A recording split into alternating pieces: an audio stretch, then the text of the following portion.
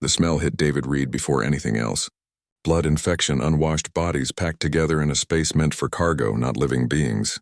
He pressed his back against the cold metal wall of the prison transport and tried to breathe through his mouth. His ribs screamed with every breath, still broken from when the Drathan soldiers had beaten him during capture 3 weeks ago. Around him, hundreds of prisoners sat in the dim red light.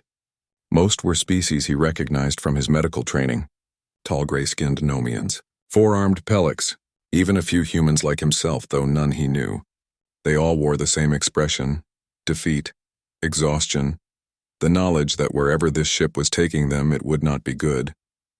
But it was the sound from the far corner that made David turn his head. A wet, rattling breath, the kind of sound that meant fluid in the lungs or severe infection. He had heard it too many times in field hospitals not to recognize it. David pushed himself up, ignoring the sharp pain in his side. He moved carefully between the other prisoners, some sleeping, some staring at nothing. The guards did not care what they did as long as they stayed quiet. As he got closer to the corner, other prisoners moved away from him. They created a wide circle around something. Then David saw it. Him, the dragon. Even lying on his side, the creature was massive, easily 12 feet from snout to tail tip. His scales should have been deep crimson like other Draconith warriors David had seen in medical texts. Instead, they were pure white, almost translucent in places. Albino. The dragon's eyes were closed, but his chest heaved with effort. Chains ran from his wrists and ankles to bolts in the floor. The metal had cut deep grooves into his scales, but it was the hunchback that made David stop. The dragon's spine curved unnaturally between his shoulder blades, creating a prominent hump. Old injury, David thought. Healed wrong. Probably broken during torture and never set properly. The dragon's left shoulder was worse. A massive wound, at least 8 inches across, oozed yellow pus. The flesh around it was black with necrosis, dead tissue. The infection was spreading. David could see red lines running down the dragon's foreleg. Blood poisoning. Without treatment, maybe 2 or 3 days left. Do not waste your time, human, David turned. A Pelic prisoner watched him with 2 of his 4 eyes. The other 2 eyes scanned the room for guards. That thing is dead already, the Pelic continued.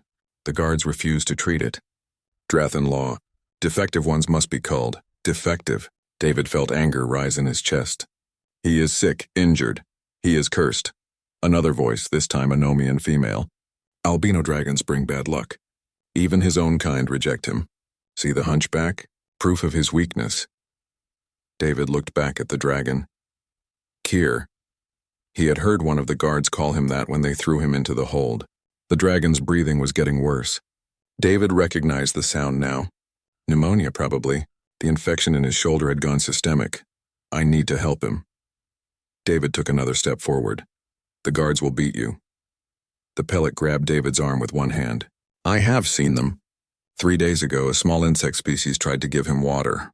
They broke his shell. He died that night. David pulled his arm free. I am a doctor. I took an oath. He had hidden a few supplies when the Drathans first captured him. They had searched him, of course, but not carefully.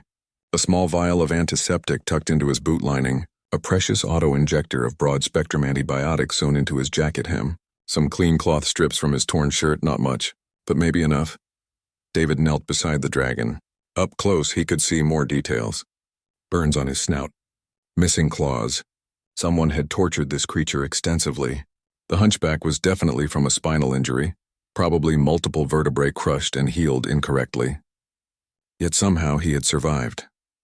David reached out slowly and touched the dragon's neck, feeling for a pulse. The scales were hot. Fever. The dragon's eyes snapped open. Golden. Bright gold. Not the usual amber of Draconith eyes. For a moment they stared at each other. David saw intelligence there. Pain, but also something else. Awareness. I am going to help you, David said quietly. He did not know if the dragon understood Galactic Standard. This will hurt. The dragon's eyes followed him as David carefully examined the shoulder wound. It was worse up close. The infection had eaten deep into the muscle. David pulled out his hidden antiseptic and cloth. He looked around quickly. The guards were at the other end of the hold arguing over something on a datapad. David worked fast. He poured antiseptic directly into the wound. The dragon's body went rigid, but he did not cry out. Tough, David thought. Or maybe just used to pain. David used the cloth to clean away as much dead tissue as he could without proper tools. Then he found the auto-injector. This was the risk. If the guards caught him now, they would not just beat him. They might kill him. David had seen how seriously the Drathans took their laws about defective prisoners. He pressed the injector against the dragon's neck and triggered it. The hiss of compressed air seemed impossibly loud. David held his breath, waiting for shouts from the guards. But they did not turn. The medication entered the dragon's bloodstream. It was a strong antibiotic meant for humans, but Draconith biology was similar enough. It might work. David quickly wrapped the wound with his cloth strips. Crude, but better than leaving it open. He was putting the empty injector back in his jacket when he heard the boots. "What are you doing, human?" David turned. 3 guards stood behind him. Drathan soldiers, their reptilian faces twisted with anger. The leader, a female with a jagged scar across her snout, grabbed David by the hair and yanked him to his feet. "I asked you a question." Her breath smelled like rotting meat. "Medical treatment," David said. His ribs burned where her clawed hand pressed against them. "He is dying." "It is dying," she corrected. "And that is the law. Defective prisoners receive no care. Did you not see the marks?" She pointed to red symbols painted on the wall behind the dragon. "Quarantine markers, or in this case, abandonment markers. I am a doctor. I cannot just watch someone die." The guard smiled. It was not a pleasant expression. "Then you can die with it." The first blow came fast, her fist slamming into David's already broken ribs. He collapsed, gasping. The other guards joined in. Kicks, punches. David curled into a ball, trying to protect his head. Through the pain, he heard other prisoners shouting. Then silence as the guards threatened them too. Finally, it stopped. Strong hands grabbed David and dragged him across the floor. He caught one last glimpse of the dragon. Those golden eyes watched him, still aware, still intelligent. The guards threw David into a small cell at the back of the hold. Solitary confinement. The door slammed shut, leaving him in complete darkness. David lay on the cold floor and tried to breathe. Everything hurt, but under the pain he felt something else. Satisfaction. The antibiotic was in the dragon system now. If it worked, if the dosage was right, maybe the fever would break. Maybe the infection would slow. Maybe he had bought the dragon a few more days. In the darkness, David smiled despite the blood in his mouth. Sometimes a few more days was all anyone needed. 3 days in solitary confinement felt like 3 years. David had no light, no sound except his own breathing, and nothing to do but count his heartbeats. His ribs had gotten worse from the beating. He was pretty sure at least one had punctured something internal, because he kept coughing up small amounts of blood. Not good. But at least he was still alive. He wondered about the dragon. Kier. Was the antibiotic working? Had the infection slowed? Or was he already dead? His body thrown out an airlock like garbage. The questions tormented David more than the pain. On the 3rd day, something changed. David felt it before he heard it. A vibration through the floor. Wrong vibration. Ships had normal engine hums, rhythms you got used to. This was different, irregular. Then came the alarm. Red lights flooded his cell. Emergency lights. The kind that meant serious trouble. David pushed himself up against the wall as the ship lurched violently to one side. He slammed into the door, then the opposite wall. Something had hit them, or they had hit something. The intercom crackled to life. A Drathan voice, tight with panic, spoke in their hissing language. David did not understand all of it, but he caught key words. Asteroid field. Navigation failure. Hull breach. Then the screaming started. It came from the main hold where the other prisoners were kept. Not screams of pain, screams of panic. Pure animal terror. David pounded on his cell door, but it did not budge. Emergency protocols had sealed all the isolation cells automatically. Another impact. The lights flickered and died. Backup power kicked in, but weaker. David could barely see his own hands. The temperature began to drop immediately, life support failing. Through the door, David heard running boots. The guards were evacuating. Of course they were. They would seal off the prisoner sections, save the crew areas, and leave everyone else to die. Standard procedure for Drathan ships. Prisoners were expendable. David tried the door again. Nothing. He searched the cell by touch, looking for anything he could use. Empty. Just bare metal walls and floor. He sat back down, trying to control his breathing. Panic used oxygen faster. He needed to stay calm. Time passed. Minutes or hours, David could not tell. The cold was getting worse. He could see his breath now in the dim red light. His fingers were going numb. This was it then. After everything, he would freeze to death in a locked cell. Then he heard something that should not have been possible. Metal tearing. Not the sound of the ship breaking apart. Closer, right outside his cell. Something was ripping through the door. David scrambled backward as claws punched through the metal like paper. 1 hole, 2, 3. Then entire chunks of the door were torn away. Light flooded in. Dim light, but after 3 days of darkness, it blinded David.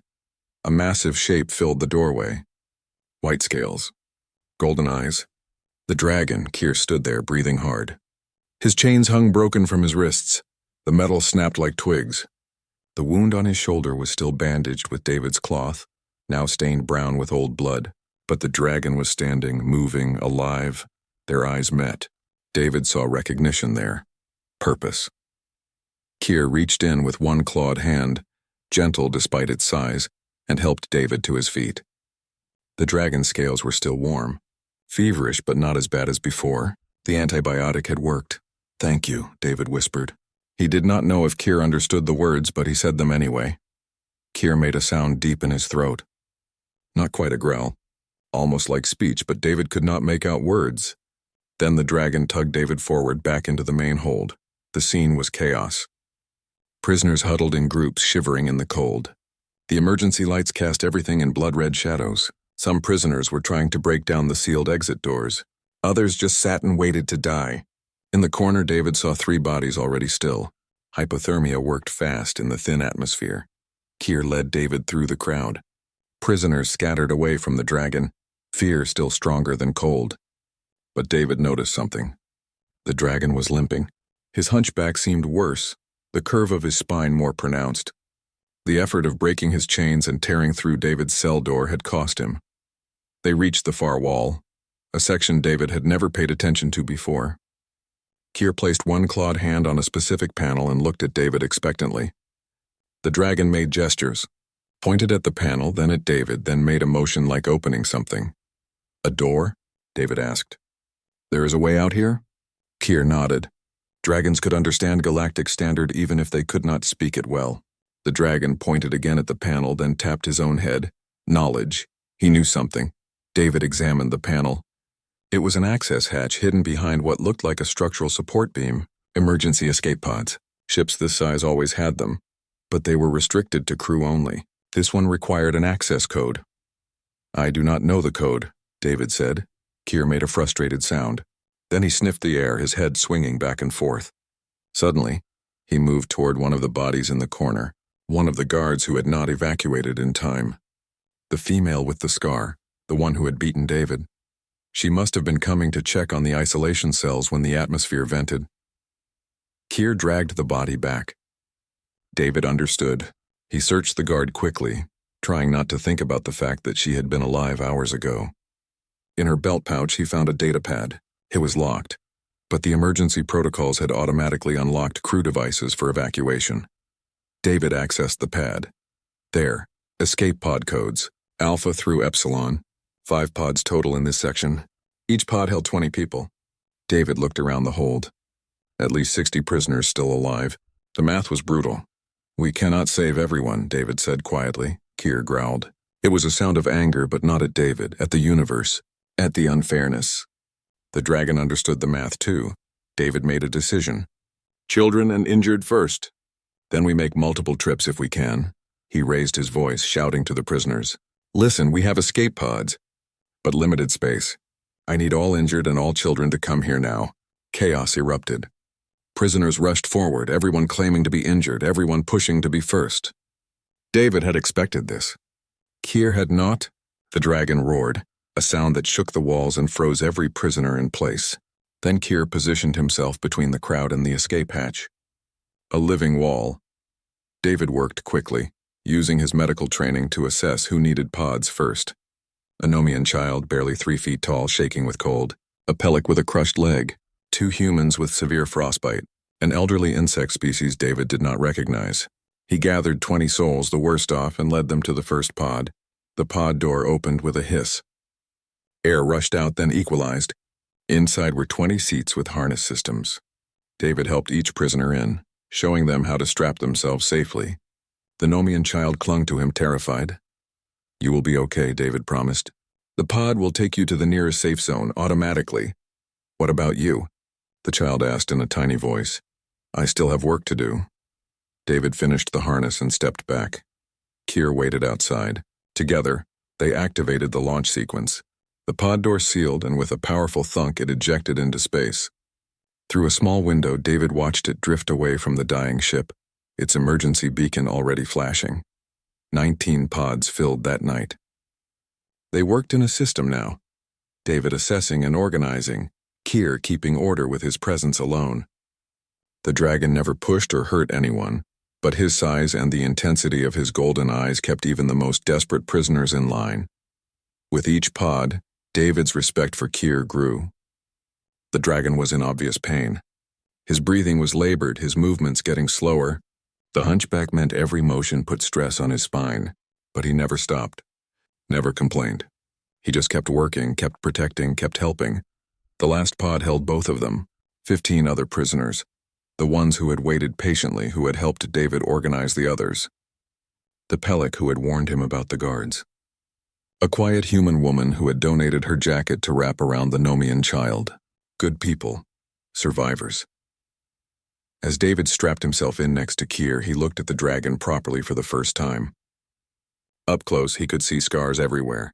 Burns, cuts, what looked like electrical damage on his wings. This creature had suffered more than David could imagine. Yet here he was, saving others. "Why did you come back for me?" David asked quietly. "You could have escaped alone. Taken the first pod." Keir turned those golden eyes on him. The dragon lifted one clawed hand slowly and touched his own bandaged shoulder. Then he touched David's chest right over his heart. The meaning was clear. "You saved me. I save you." Simple. Pure. The kind of logic that transcended species. The pod launched with a violent jerk. Through the window, David watched the prison transport recede. It was already breaking apart, huge chunks of hull spinning into the asteroid field. Then they entered the atmosphere of a planet below. David had not even realized they were near a planet. The pod began to shake. Keir reached over and placed his hand on David's arm. Gentle, reassuring. They would survive this together. The pod hit ground hard. Very hard. Pain brought David back to consciousness. Specific pain. His left leg bent at an angle that legs should not bend. He opened his eyes to smoke and the smell of burning plastic. The escape pod had cracked open like an egg, its hull scattered across a jungle clearing. Around him, the other passengers were crawling out, coughing and disoriented. David tried to move and immediately regretted it. His leg was definitely broken. Compound fracture from the feel of it. He could see bone through his torn pants. Not good, very not good. He needed to set it soon or risk permanent damage. A shadow fell over him. Keir. The dragon looked worse than David felt. The impact had done something to his already damaged spine. He moved like every step was agony, his hunchback even more pronounced now. But those golden eyes were alert, focused on David's injury. "I am okay," David lied. "Help the others first." Keir made a sound between a growl and a whine. It was clearly dragon, for "you are full of nonsense." The dragon carefully picked David up, supporting him with surprising gentleness, and carried him away from the smoking pod wreckage.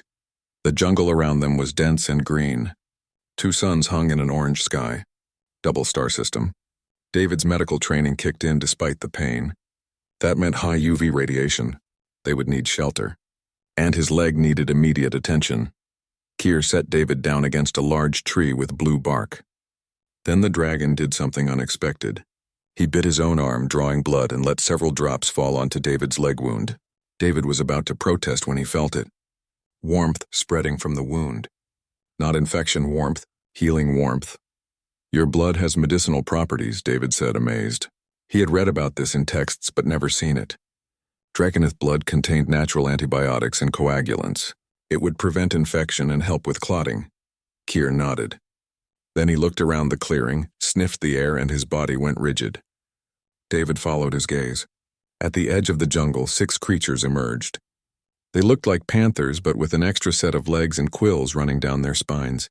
Predators, and they had smelled blood. The other passengers saw them too and panicked. Some ran toward the jungle. Wrong move. David knew enough about predators.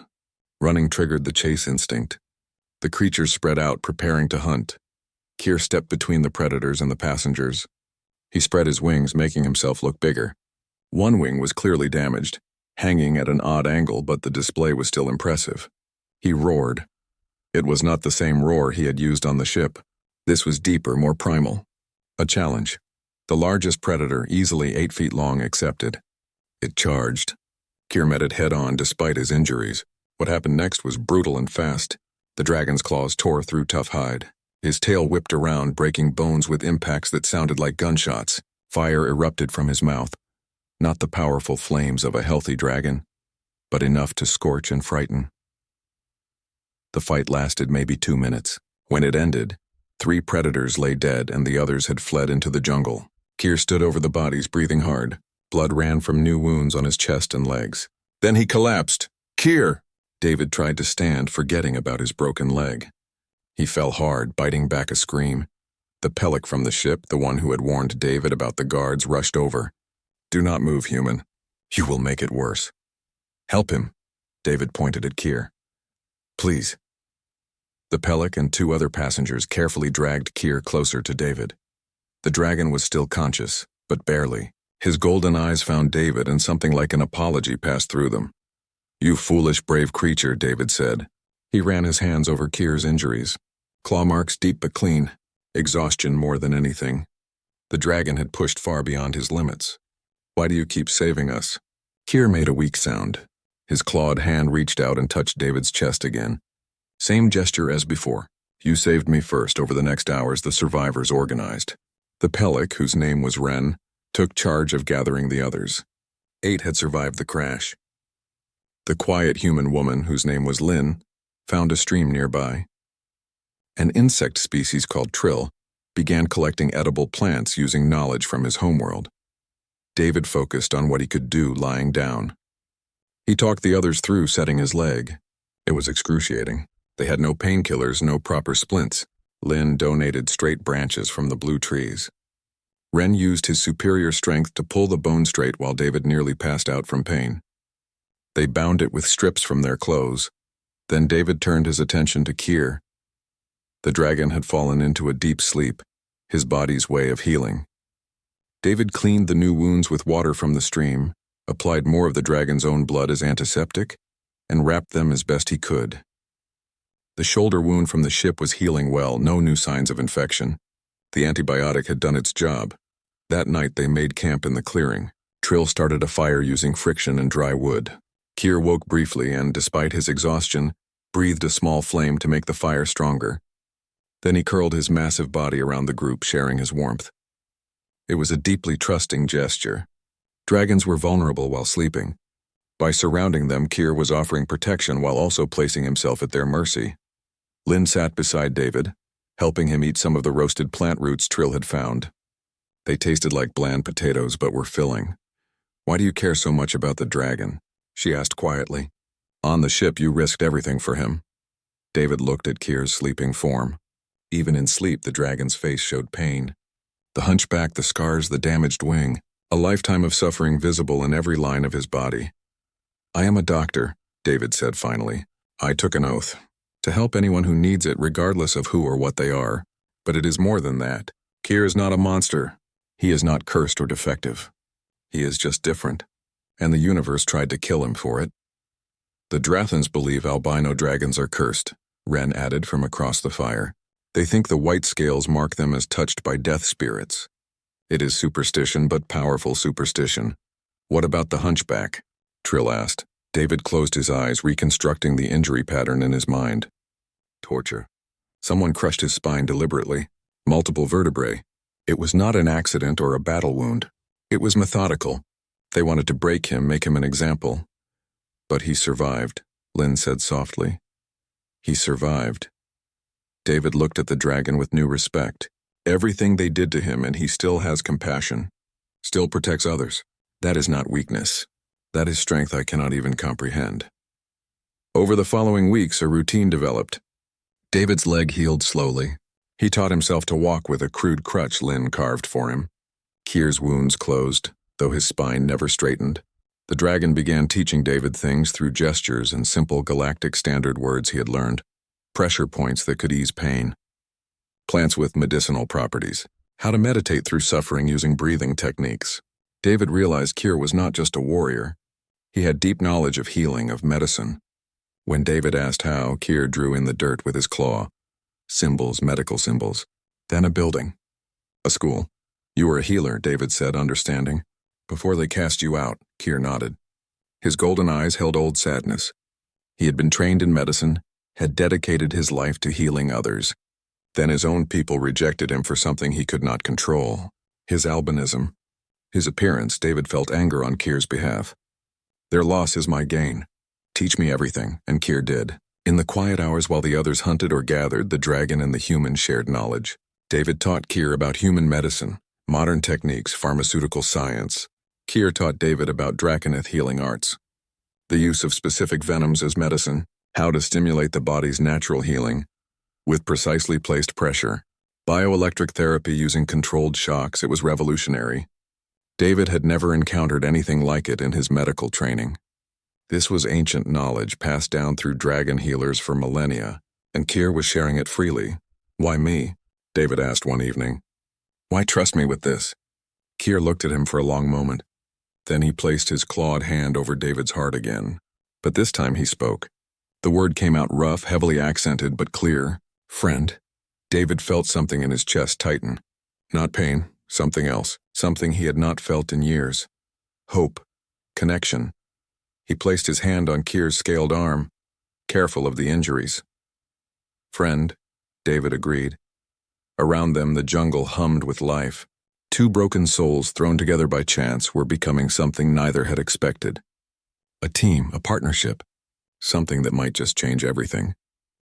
47 days on an unnamed jungle planet changed David in ways he had not expected. His leg had healed crooked despite their best efforts, leaving him with a permanent limp. He had lost 30 pounds. His skin had turned leather tough from constant sun exposure, and his hands bore scars from a dozen different survival tasks. But he had also never felt stronger. The camp had evolved from a desperate shelter into something almost comfortable. Wren had figured out how to weave the blue tree bark into waterproof roofing. Trill had mapped the safe foraging areas and created a garden of edible plants. Lynn had built fishing traps in the stream that provided protein. They had become a small community, united by survival, but it was the partnership between David and Kier that had become the heart of their group. Every morning they met at the edge of camp for what Lynn had started calling medical school. Kier would demonstrate a technique, David would practice and offer his knowledge in return. Sometimes they worked in comfortable silence. Other times Kier would push through the pain of speaking galactic standard, determined to communicate more clearly. This particular morning, David was learning about dragon meditation. Kier had explained through drawings and broken words that Draconith healers used a specific breathing pattern combined with muscle isolation to manage chronic pain. Essential for a species whose lifespan stretched over 300 years.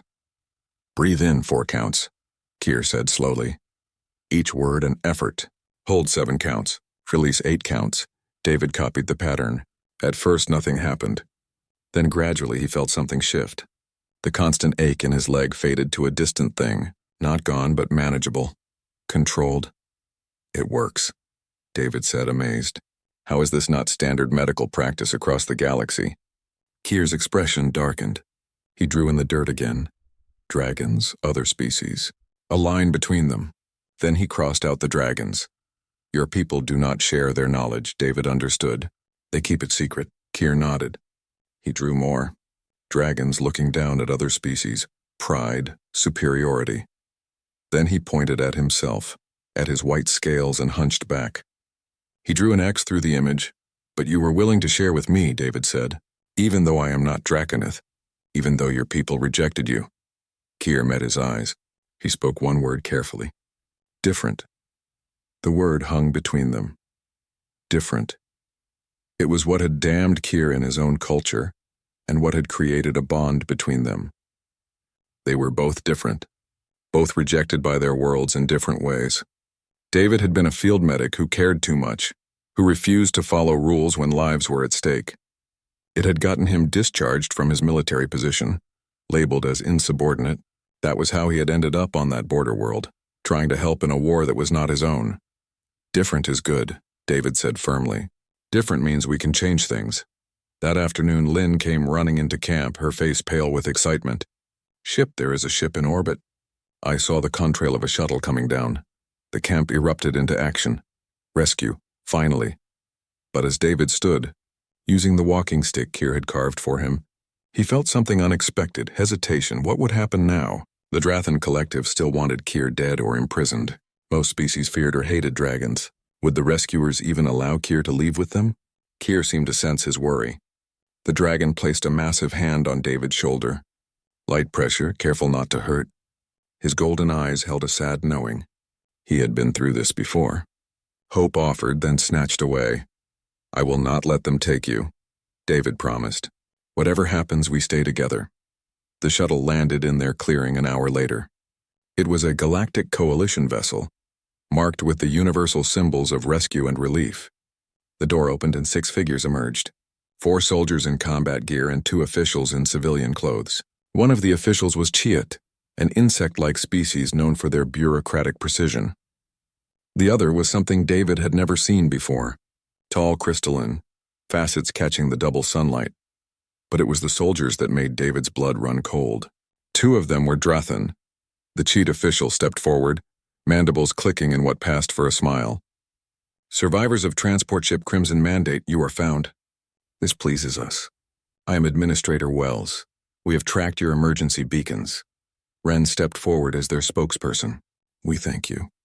We have been here 47 days. 8 survivors in this camp. We believe other pods landed elsewhere on the planet. We have found 3 other camps, Wells confirmed. 26 survivors total. Most fortunate. The administrator's multifaceted eyes scanned the group and stopped on Kier. However, we have a complication. One of the Drathan soldiers stepped forward. David recognized the rank markings. Captain or equivalent. The dragon is a convicted prisoner of the Drathan Collective. He must be returned to custody for processing. Processing, David said, his voice hard. You mean execution? We mean justice, the Drathan captain replied. The creature is defective. Under our law, defective prisoners forfeit their right to medical care and life. That is murder, David shot back. And I will not allow it, the captain laughed. You will not allow it? Human, you are also a prisoner. You have no authority here. Then I claim medical authority. David stepped forward, positioning himself between Kier and the soldiers. His legs screamed in protest, but he ignored it. Under Galactic Coalition Medical Ethics Protocol, any being under active medical treatment is protected from harm. Kier is my patient. He is under my care. Therefore, he is under Coalition protection. Administrator Wells' mandibles clicked rapidly. Surprise or concern, David could not tell. You are a certified medical professional? Dr. David Reed, field medic, certified under Earth Medical Council, licensed to practice across Coalition space. David had never been more grateful for maintaining his credentials. And I am formally declaring this dragon as my patient. Convenient declaration, the Drathan captain sneered. Made only to protect a criminal. Made 47 days ago when I treated his infected wound aboard your ship, David countered. When your guards beat me for violating your barbaric policy, I have witnesses. He gestured to Ren, Lin, and the others. Every person here will testify that I have been treating Kier continuously since our escape. The captain's reptilian face twisted with rage. This is interference with Drathan law. This is upholding Coalition law, David replied. Your ship was in Coalition space when we escaped. That makes this a Coalition matter. And Coalition medical ethics supersede local cultural practices when it comes to prisoner welfare. Administrator Wells was consulting a data pad rapidly, mandibles clicking. The crystalline official leaned over to look as well, their faceted face reflecting the debate on the screen. The human is technically correct, Wells said finally. If he can prove continuous medical care, the dragon falls under protective custody pending review. Review? The Drathan captain's voice was dangerous. There is nothing to review. Defective prisoners do not receive rights. In Drathan space, perhaps. The crystalline official spoke for the first time. Their voice was like wind chimes. But you are in Coalition space now. and we do not recognize the concept of beings without rights based on physical appearance. David wanted to cheer but kept his face neutral. Kier stood behind him, silent but present. The dragon understood what was happening even if he could not follow all the words. This was a battle being fought on his behalf. "I demand he be placed in custody," the captain insisted, "for transport back to Drathan space." "And I demand he be placed in protective custody," David countered, "under my care as his medical provider, for transport to neutral coalition territory where a proper hearing can be held." Wells clicked thoughtfully. "Compromise. The dragon will be transported with the other survivors. Dr. Reed will be designated as his official caretaker during transport. Upon reaching Haven's rest station, a formal hearing will be convened to determine status." "Unacceptable," the captain started. "It is decided." The crystalline official cut him off. Their voice held authority that made even the Drathan back down. "Coalition law is clear. We do not abandon injured parties without due process. The dragon comes with us. The hearing will determine his fate." The journey back to the shuttle was tense. The Drathan soldiers kept their weapons trained on Kier the entire time. David walked beside the dragon, hand on his scaled arm.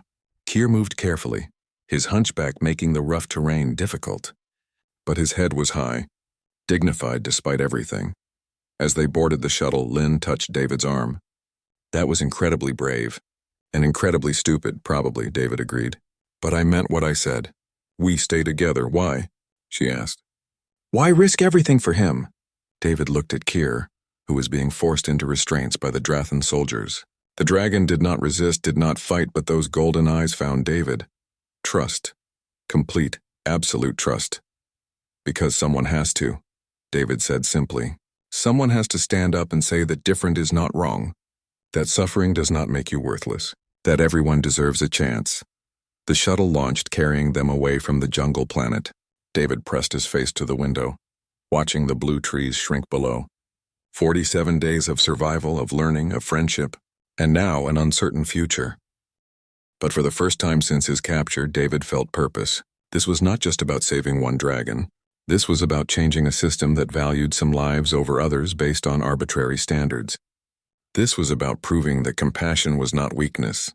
This was about friendship that transcended species, circumstance, and cruelty. Beside him, Kier made a soft sound.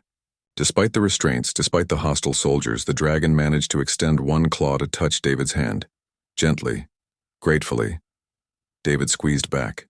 They would face whatever came next together. Haven's rest station orbited a neutral star system on the edge of Coalition space. It was massive, home to over 2 million beings from hundreds of species. David had seen pictures of it during his medical training, but nothing prepared him for the reality.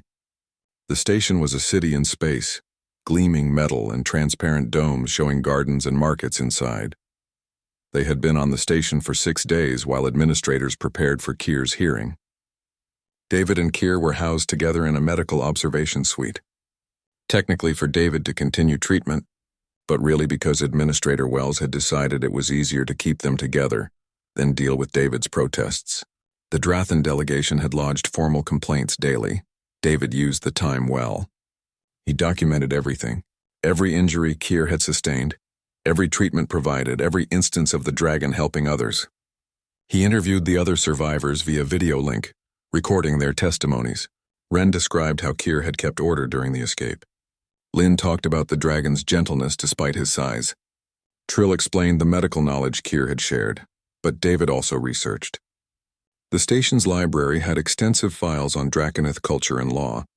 What he found made him angry. The Drathans, who controlled most dragon populations, had twisted ancient traditions into something cruel. Yes, historically, albino dragons were rare and sometimes seen as spiritually significant, but the current practice of abandoning or killing them was recent, maybe only 200 years old. A policy choice, not a religious mandate. Kier spent the days teaching. Despite everything, the dragon continued their medical lessons. He showed David how to use bioelectric stimulation for healing, using his own body's natural electric field as demonstration. He drew complex diagrams of dragon anatomy and where it overlapped with other species, knowledge that could revolutionize trauma care. "Why are you doing this?" David asked one evening. They sat in the observation suite's common area, Kier carefully demonstrating a pressure point technique. You know the hearing might not go our way. You might be sent back to the Drathans. Why share all this with me? Keir paused. He had been working on his galactic standard, using language learning programs in the suite.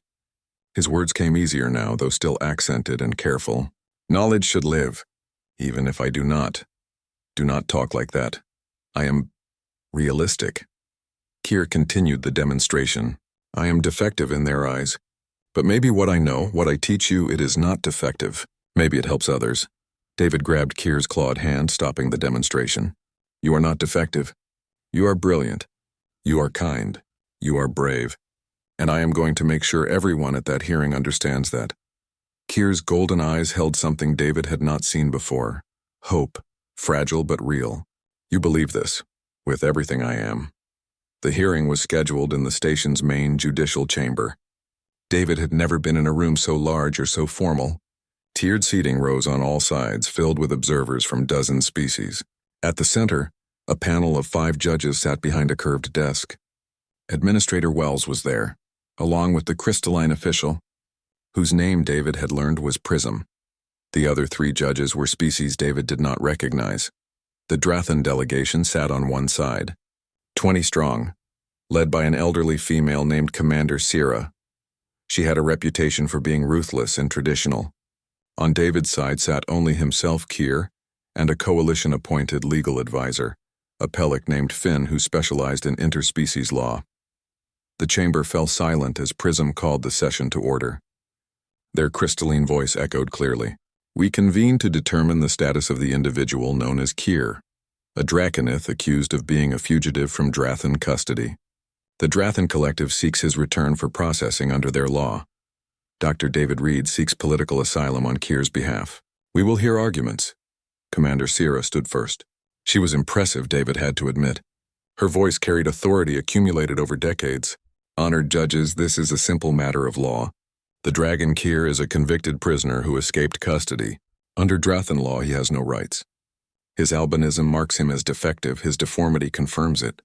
Our law is clear and has been practiced for generations. To deny our claim is to deny our sovereignty. She continued for 20 minutes, citing legal precedent, cultural tradition, and treaties. It was a strong argument, cold and logical. Then it was David's turn. He stood slowly, his legs still bothering him despite healing. He had prepared a speech, practiced it dozens of times. But as he looked at the judges, then at Keir sitting calmly beside him, despite being the subject of so much hate, David forgot his prepared words. I am not a lawyer, David began. I am a doctor. And as a doctor, I look at Keir and I do not see defective. I see a living being who has survived more than any creature should have to endure. He activated the holographic display Finn had set up. Images appeared in the air, medical scans of Keir's body. These scans show fractures, old and new, 37 distinct breakpoints, burns covering 20% of his body, some deep enough to have destroyed nerve tissue, electrical scarring on his wings, severe spinal damage that occurred while he was restrained, indicating deliberate torture, and an infection that would have killed him within days if left untreated. David let the images hang in the air. The Drathan Collective did not just imprison Keir. They tortured him. They denied him medical care. They left him to die in chains because of how he looks. Commander Sierra stood. He was punished for crimes. And what crimes? David challenged. Show me his trial record. Show me what he was convicted of. Silence. Sierra's face twisted. He does not require a trial. Defective prisoners forfeit legal rights upon classification. Classification based on skin color, David said flatly. You are telling this court that an entire category of beings can be stripped of all rights, tortured and killed simply for being born different. And you expect the coalition to accept this as legitimate law? Murmurs rippled through the observers. Several judges leaned forward with interest. David continued. But I am not here to just talk about what was done to Keir. I am here to talk about who Keir is. He changed the holographic display. Now it showed footage from the prison ship, recovered from the wreckage. Keir breaking his chains. Keir leading prisoners to escape pods. Keir organizing the evacuation. This is the defective creature you describe, saving lives, protecting the weak, using his knowledge to help others survive. More footage. The jungle planet. Keir fighting the predators. Keir sharing his body heat. Keir teaching medical techniques. Keir is not just a survivor. He is a healer. He was trained in Draconith medical arts, knowledge your people keep secret from the rest of the galaxy. And despite being cast out, despite torture and abuse, he chose to share that knowledge with me, with others, because he believes healing is more important than pride. David pulled up one final image. Diagrams Keir had drawn, showing bioelectric therapy techniques. These methods could revolutionize trauma care across the coalition. They could save millions of lives, but they have been kept secret, hoarded by a culture that values genetic purity over compassion. He turned to face Commander Sira directly. You say Keir has no value. I say he has more value than your entire legal system, because he chose kindness when your people chose cruelty. He chose to help when your people chose to hurt. That is not defective. That is extraordinary. David looked back at the judges. I am asking this court to grant Keir political asylum, not because I feel sorry for him, but because he has earned it. He has proven his worth 100 times over, and frankly, we need him. The galaxy needs him. His knowledge, his skills, his perspective. Grant him asylum, and I will work with him to share Draconith medical knowledge with the entire coalition. Think of how many lives we could save. He sat down. His hands were shaking. Finn touched his arm, approval in his 4 eyes. Prism spoke. Commander Sira, you may respond. Sira stood again, but she looked less confident now. The dragon's knowledge is Drathan property. He has no right to share it. Knowledge cannot be owned, Prism replied, only controlled. And you chose to control it by casting out those who possessed it. He is cursed, Sira insisted, but her voice had lost its strength. His albinism brings bad fortune. His deformity proves it. His deformity is the result of torture, Judge Wells interjected. Torture your guards inflicted. That is not proof of a curse. That is proof of cruelty. The judges conferred among themselves for several minutes. David could not hear what they said, but he watched their body language.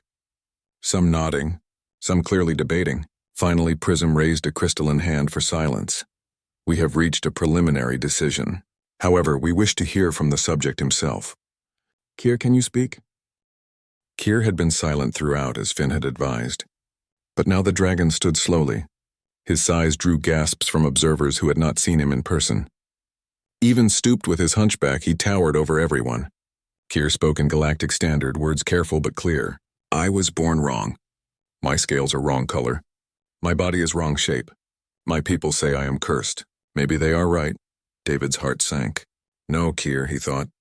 Do not give up now. But Keir continued. Maybe I am cursed. But maybe curse can become gift. I learn medicine because I know pain. I understand suffering. This makes me better healer, not worse. I am cast out. So I learn other species are not so different from dragons. We all hurt. We all bleed. We all want to live. The dragon turned his golden eyes to David. This human, he sees me. Not my scales. Not my back, he sees me. And he teaches me something. Being different is not being less. Being different is being necessary. Because universe needs all kinds. Strong ones, weak ones, perfect ones, broken ones, all necessary. Keir looked back at the judges. I want to stay with David, learn more. Teach more, help more. I want to live. Not for me. For all the others who are called defective. I want to prove them wrong. The chamber was absolutely silent. Even Commander Sira seemed unable to respond. Keir sat back down next to David. The dragon was trembling slightly. Speaking so much had cost him effort. David reached over and took Keir's clawed hand in his. That was perfect, he whispered. Prism stood. We will adjourn for deliberation. A decision will be announced tomorrow. That night, David and Keir waited in their suite. Neither could sleep. They sat together in the common area, watching ships come and go through the transparent dome above them. What happens if they say no? Keir asked quietly. Then we fight, David replied. I will appeal to the Coalition Council. I will go public with your story. I will make so much noise they cannot ignore us. And if that does not work, David looked at his friend.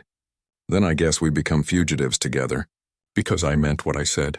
We stay together. Keir made a sound between a laugh and a sob. You would give up everything for me? You already gave up everything for me, David pointed out. You broke your chains to save me. You fought predators. You shared your knowledge. This is what friends do, Keir. The dragon leaned his massive head against David's shoulder, careful not to crush him. I never had friend before. Not like this. Me neither, David admitted.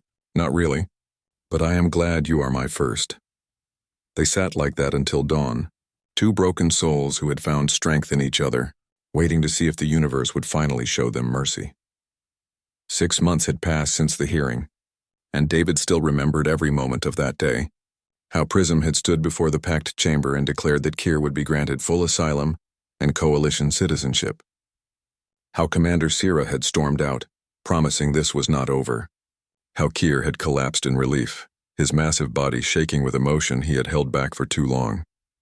Now, David stood in their shared laboratory at the Galactic Medical Institute, watching Kier carefully demonstrate bioelectric therapy on a volunteer patient. The lab was large and well-equipped, donated by the coalition as part of their asylum agreement. In exchange for citizenship and protection, Kier and David had agreed to document and share Draconith medical knowledge. The patient was a young Nomian who had lost sensation in her arm after an accident.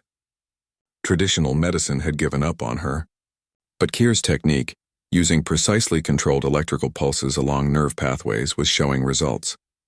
David monitored her responses on a scanner, watching neurons fire in patterns that should not have been possible. Remarkable, David murmured. The nerve regeneration is accelerating.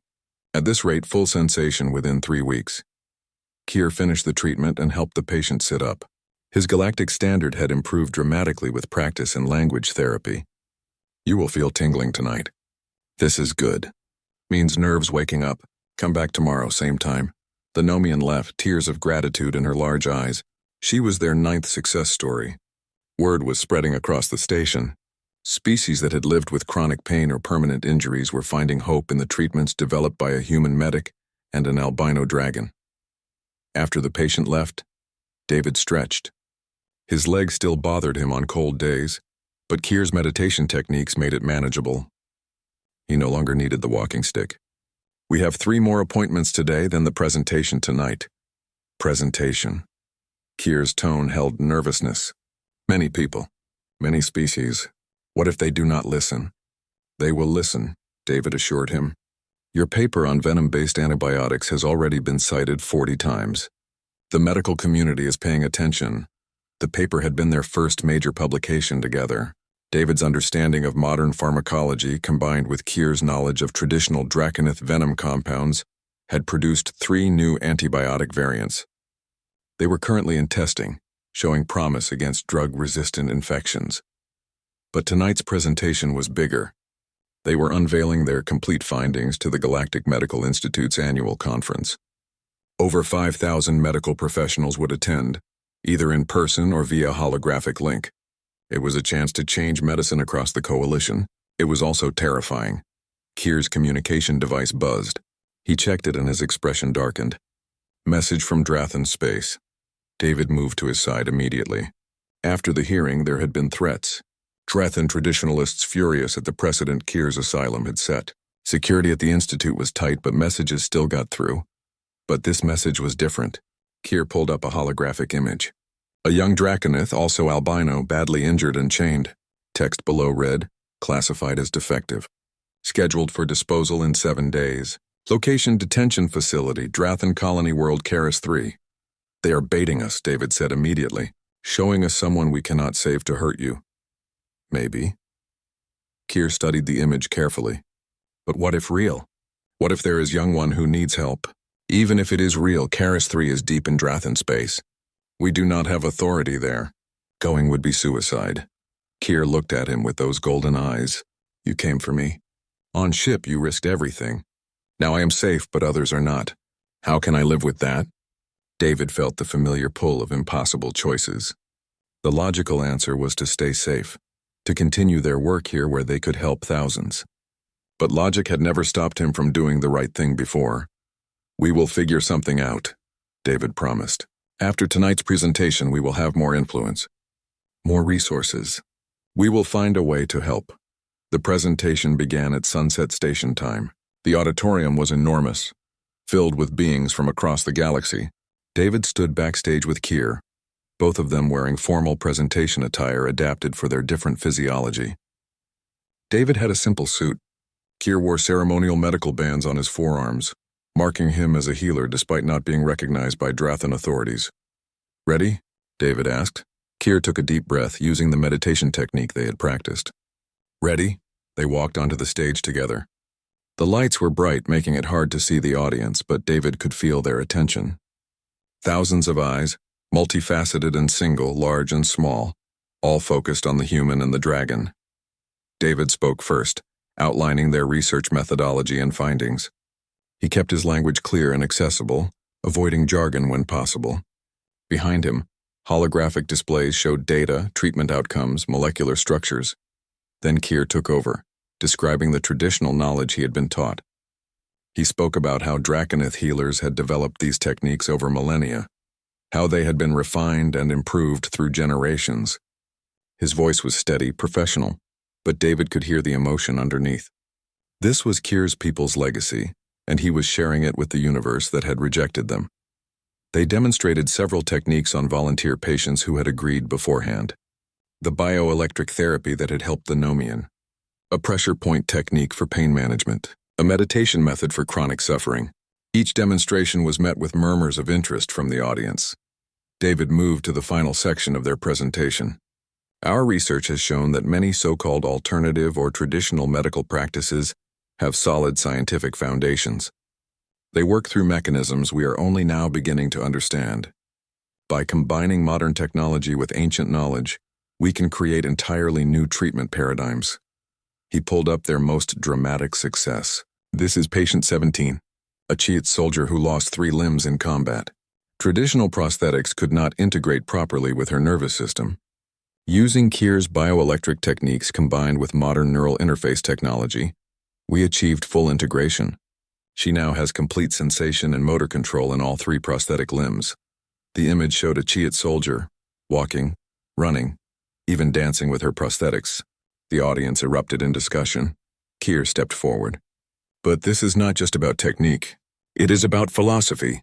I was taught that defective beings have no value, that different is wrong, that suffering is weakness.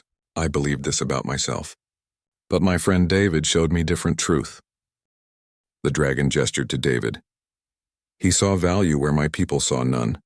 He saw potential where they saw curse. Because of this, we make discoveries. We help others. This is lesson bigger than medicine. This is lesson about seeing each being as worthy, about recognizing that diversity makes us stronger, not weaker. David continued. The Drathan Collective hoards medical knowledge because they believe only pure dragons deserve to learn it. But knowledge is not meant to be hoarded. It is meant to be shared, to grow, to help as many beings as possible. Kier's willingness to share has already improved lives. Imagine what else we could learn if we stopped dividing the universe into worthy and unworthy, perfect and defective. The presentation concluded with a call to action. They were establishing a foundation dedicated to integrating traditional medicine from all cultures with modern practice. They invited practitioners from across the galaxy to contribute their knowledge, to learn from each other, to build something new together. The applause was thunderous. It went on for minutes. Beings from dozen species stood, showing respect in their various cultural ways. David looked at Kier and saw tears running down the dragon's scaled face. Not tears of sadness. Tears of vindication, of belonging, of purpose found. Backstage afterward, they were mobbed by well-wishers and fellow medical professionals eager to collaborate. Administrator Wells appeared, mandibles clicking with satisfaction. That was extraordinary. I have already received 50 requests for partnerships. Prism materialized beside them, their crystalline form catching the light beautifully. More than that, you have received 3 formal requests for intervention. Planets where medical inequality exists, species denied care because of prejudice. They want your help. David and Kier exchanged looks. Like Karis 3? Kier asked carefully. Prism's faceted eyes turned toward the dragon. I know about the message you received. And yes, that is one of the requests. Though it did not come from the young Albino. It came from a Drathan reformist group. They are working to change the laws but need evidence of alternative approaches. So it is real, David said. There really is someone who needs help. There are many who need help, Prism corrected. The question is whether you are ready to expand from healing individuals to changing systems. It will be dangerous. The traditionalists will fight you. There will be risks. Kier's hand found David's shoulder, the familiar gesture of support and friendship. We do it together? David smiled. Always together. That is the deal. Then yes, Keir told Prism. We are ready. 3 weeks later, David and Keir stood on the landing pad of Karis 3, surrounded by security personnel and coalition officials. The negotiations had been intense. In exchange for allowing them to evaluate conditions at the detention facility, the Drathan authorities had demanded oversight and documentation. Fine by David, he wanted witnesses. The young albino dragon they had seen in the message was named Sira. She was barely 20 years old, covered in untreated wounds, her wings damaged beyond natural healing. But her eyes held the same intelligence David had first seen in Keir, the same desperate hope. David and Keir worked together, treating her injuries while coalition observers documented everything. Each wound told a story of abuse. Each scar marked a failure of compassion. But as David cleaned and bandaged and administered medicine, as Keir taught her the meditation techniques for managing pain, something else happened. Other albino dragons in the facility began calling out, requesting help, demanding attention. They had seen that one of their own had escaped, had thrived, had returned. It gave them courage. The Drathan guards tried to maintain order, but the coalition observers were recording everything. The conditions, the abuse, the systematic denial of care. It was damning evidence. By the end of the week, David and Keir had treated 17 albino dragons. They had documented hundreds of violations of coalition medical ethics standards, and they had done it all while the galaxy watched through news feeds and official reports. Commander Sira appeared on the final day, her expression tight with fury. You have created a diplomatic incident. We have exposed injustice, David corrected. There is a difference. The Drathan Collective will not forget this interference. Keir stepped forward, placing himself between Sira and David. Good. Do not forget. Remember that defective ones you try to destroy can heal, can teach, can change the universe. Remember that your cruelty made us stronger, not weaker. Sira had no response to that. She simply turned and left. The flight back to Haven's Rest was quiet. David and Keir sat together in the transport, exhausted but satisfied. They had secured asylum for Sira and 4 other dragons young enough to relocate. The others were adults who chose to stay and fight for reform from within. A risky choice, but their own to make. This is just the beginning, is it not? Keir asked. More places. More beings who need help. Probably, David agreed. Word is spreading. Other species are reaching out. Medical inequality exists everywhere in different forms. We could spend the rest of our lives addressing it and barely make a dent. Good. Keir's golden eyes held determination. I spent my whole life being told I have no purpose. Now I have too many purposes. Better problem, David laughed. Much better problem. They arrived back at Haven's Rest to news that their foundation had received enough donations to expand operations. They could hire staff, open satellite clinics, fund research into other traditional medical systems. The possibilities were overwhelming. That night, David and Keir stood in their usual spot at the observation dome, watching the stars. They had come so far from that prison ship, from that jungle planet, from 2 broken souls trying to survive. You know what I realized? David said quietly. When I first helped you on that ship, I thought I was saving you. But really, you saved me. You gave me purpose. Friendship. A reason to believe that the universe can be better. Keir leaned down, his massive head touching David's gently. We save each other. That is how friendship works. Not one way. Both ways, David agreed. Below them, the station hummed with life. Millions of beings from hundreds of species all living together, all trying to survive in a complex universe. And somewhere among them, other unlikely friendships were forming. Other bridges being built across impossible divides. David thought about the young albino dragons they had helped. About Sira, who would start medical training next month. About the reformists in Drathan space who now had evidence to push for change. About the thousands of medical professionals eager to learn new techniques. One small act of compassion on a prison ship had created ripples spreading across the galaxy. Ready to change the universe? David asked. Keir looked at him with those brilliant golden eyes no longer filled with pain or fear, but with hope and determination. With you? Always ready. They returned to their lab, already planning their next mission. The albino dragon with a hunchback and the human medic with a limp had become more than survivors. They had become symbols of what the galaxy could be, proof that strength came not from perfection, but from the courage to care for those the universe tried to discard. And they were just getting started.